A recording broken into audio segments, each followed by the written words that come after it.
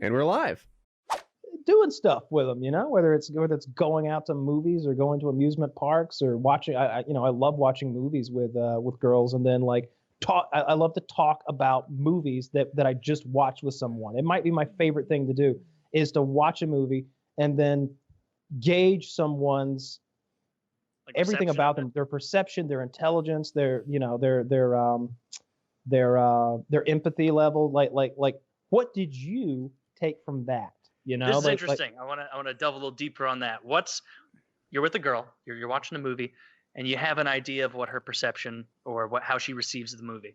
What's the worst take from a girl you've had about a movie where it's made you be like, we are not compatible? Like, what? Like, that was what you took from this? Like, if they watched like fucking Shawshank Redemption, like, this is boring or something like that. Yeah. Man, it usually goes really well.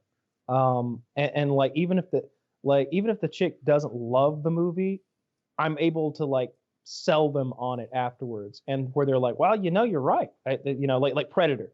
Like you wouldn't, that's not a chick flick, right? I've seen Predator 50 times, 100 times, something like that. I can quote Predator for days. I love Predator. I love everything about Predator. I think it's probably second best action movie ever fucking made. It's incredible. And like you wouldn't think a chick would like that, but I can watch that with a chick, and then I don't want to hear their opinion.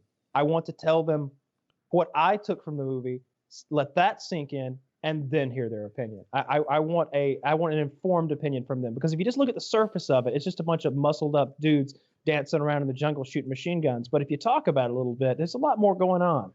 I have more been, subtext. not in this exact situation, but I've been Kyle's girl before, and it's wonderful. So I like that. I kicked it off right. And so the Trailer Park Boys. I would not have liked Trailer Park Boys. I wouldn't have gotten invested into that show had it not been for Kyle setting it up, right? He kicks it off. He's like, these are Canadian Trailer Park Boys. He explains it. And like in the, it might be 5 minutes into the first show, I'm terrible with names. Kyle, who's the guy with the drink Ricky. in his hand?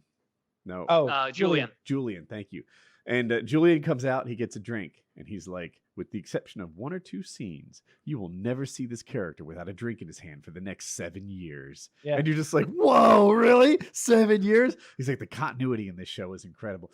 Ricky gets a tear in his stupid fucking like sweatpants, in season 2 or something. And he's like, that tear will be maintained for 6 years. And it does. I never even noticed that one. Me neither. I would have never caught on something like that. The car gets damaged. It stays. They work it. And Kyle is a TV show and movie tour guide that will enhance your experience. I promise you. It's pretty neat. So yeah, I've been his girl. It's good. You should start a service where people can subscribe to your musings on shows and films, and that will be a way to coax them into watching. Because a lot of the time, I'm scrolling through Netflix, and they've got that bullshit percentage thing that tells me 100. According to Netflix, I'm a fan of everything. Yeah, no, mine goes on a scale from like 93 to 100. It goes from 93 to 100. Like, I'm serious. It'll be like Amy Schumer, 96%. That comedian who's not actually a comedian, who just kind of lectured you, 99%. Like all that shit. And then it's terrible. But if I could open up Kyle's thoughts on my phone, punch in the name of the show or TV or movie, it would give your excerpt about it. And I'd be like, oh, this is some nice insight. This now seems interesting. This is something provided to me that was not written by the intern tasked with writing the little blurb about every movie, where so many of them, like, you can read and tell that it was some intern that was just fucking done for that evening. It'll be like, Murder House is the name of the movie. It'll be like, one guy goes into a house and watch what happens next.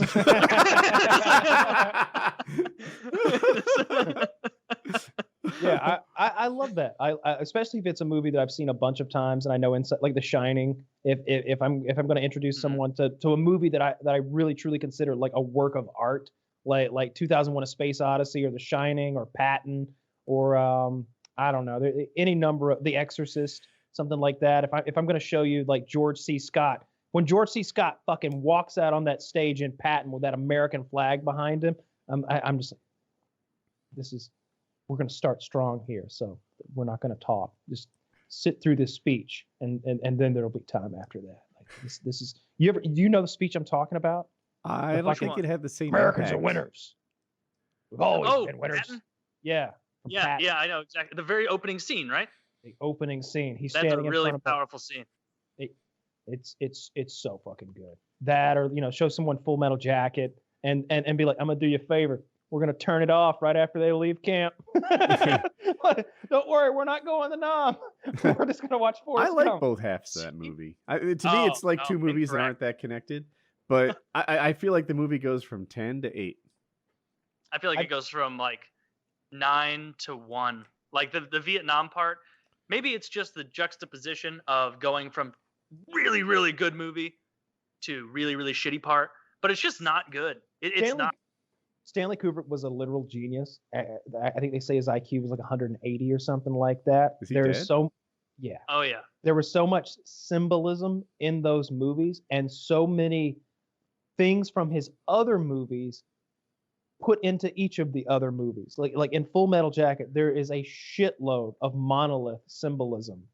The monolith being the knowledge-giving device in 2001: A Space Odyssey. Like you see it time and time again. Like in Full Metal Jacket. Like he's the one who, it's theorized by a lot of people, shot the fake moon landing, if it was indeed faked in the desert out there. Just so fun to. I love all of his movies. Clockwork Orange. You talked about an impactful scene. There's a scene in Clockwork Orange, if you've never seen it, where they do what they call Singing in the rain. ultraviolence. They're going to go out and do a little ultraviolence. I And like that. there's a singing in the rain scene. Kyle nailed it. And I think it's a rape scene, a rape murder, maybe, of a very old person. A rape and a crippling. Yeah. And the victim is old. Does that sound right? Yeah, she's not a spring chicken or anything, but she can still get down. But she's The guy gray is haired, really old. right? Yeah, yeah, yeah. And Oh, she was No, the after woman's not. The guy is. Yeah. oh, okay. Anyway, they're so undeserving of that beating, and they are so mean and callous and unfeeling about it that, like, I don't know. It's something about the innocence of the victims combined with the ruthlessness of the bad guys is next level. And Well, they beat that homeless man to death for no reason too. Yeah. I like when he gets his comeuppance. Like later. He doesn't when get his shows- comeuppance. He doesn't. They get to the end and he pretends like he's cured, and then he's like, wink. I mean, he's not going to be the same after what they put him through. He's He's not just going to fine. go back to the ultra violence. He absolutely is. That's what's implied. Yeah, maybe. I don't know. His And whole they're all gang lost applauding respect this- for him. this- He's not going to be the dude anymore. Like He'll go back, do a little more ultra violence. He'll be right back in the swing of things. right back in charge. You think? I don't know which is I love more, The Shining or 2001: A Space Odyssey, but those are probably my two favorites of I like The his. Shining the most of his. Yeah, it's Jack Nicholson kills it so fucking hard. He's so unhinged by the end of that movie, and the way he's delivering those lines when he's like, "Give me the bat, give me the bat," and she's like, "No, Yeah. no, you're gonna hit me with it. I'm not gonna hit you. I'm gonna bash your fucking head in." Yeah. That was pretty good, Up the stairs. It's fucking gold. It's fucking gold. I love that shit. it's been Yeah, I too love that long. movie. I read the book and saw the movie, and I'm like, Yeah. I remember that The Shining was a skill that certain people had, that they greased the slides for them, and greased the skids, made life a little easier because they had. Some people shine. That's all it is, Doc. You got to shine. The black innkeeper. Shine. You got Yeah. to shine. So that's a Stephen King novel, of course. Stephen King probably has more film and TV adaptations of his work than the next two people combined, or something like that. In the novel, I want to say it's a yellow Volkswagen Bug, maybe red or blue. I think it's yellow. That the family is driving up to the end in the opening scenes of the movie. They're driving a yellow Volkswagen Bug. Well, in the opening scenes of the movie, when they're driving up, there's a bug overturned, and all the people in it are dead because they got hit by a transfer truck as they're driving up to the end. Right away, Kubrick's letting you know, we're diverting from the novel. we're doing our own thing here. This is my take on this. Stephen King was not very happy with his adaptation of The Shining.